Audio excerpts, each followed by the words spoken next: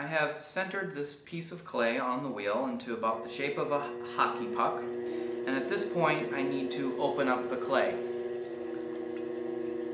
There are several ways to do this. This is just one way that I'm going to show you. Keeping your left hand position that you had from centering the same, your elbow wedged into your hip or your thigh here. You're going to bring your hand to the clay, drop your thumb down the middle,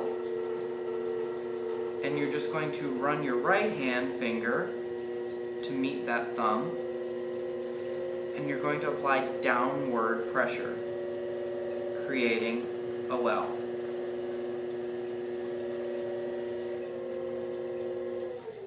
Now I warn you, don't go all the way to the bottom of your piece of clay.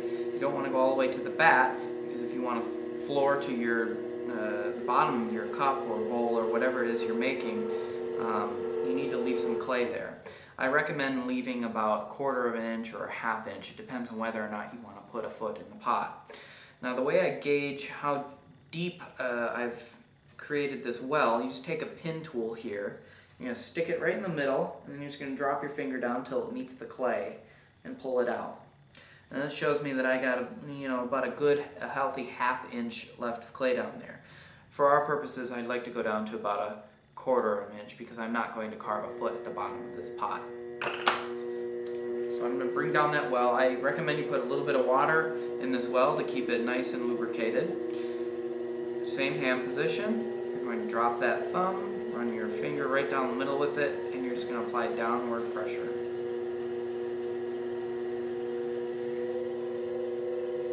Great. So at this point I have a nice shallow well, but I can't throw a pot from this at this stage. I have to have a nice flat bottom with a perpendicular wall on the sides with a nice right angle. So the way I do this is kind of a hand over hand motion, kind of a crab claw backwards C right at 6 o'clock with my right hand over it. I'm going to wrap my fingers all the way around. My thumb, you can see, is on this side here, providing support, and I'm going to drag my fingers toward my belly button, keeping them level so I don't go through the bottom of the pot. So you'll see now I have a nice wide flat base here with a right angle and a wall here. Now this next portion is crucial. This is you need to compress the bottom of your pot. And the reason why is you're going to spend the rest of the time manipulating the wall of the pot. You're going to be taking out moisture, you're going to be compressing the clay. Meanwhile, the clay down here is going to be absorbing water, and it's not going to be very compressed. In the end, that results in S-cracks. Basically, your walls are going to be drying at a different speed than the floor of your pot. So, to prevent that, there are 2 ways to do this. One is to just take your fingers, working at from the center out to 3 o'clock, applying downward pressure very lightly, and then back in, all just within that line at 3 o'clock.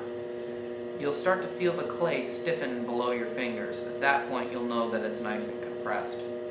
The other thing that you're doing is creating a aesthetically pleasing bottom. Some people like to leave a little swirl in it. Some people like it to be perfectly smooth. The other way to do it is with a rib. And here's a bit of a tip.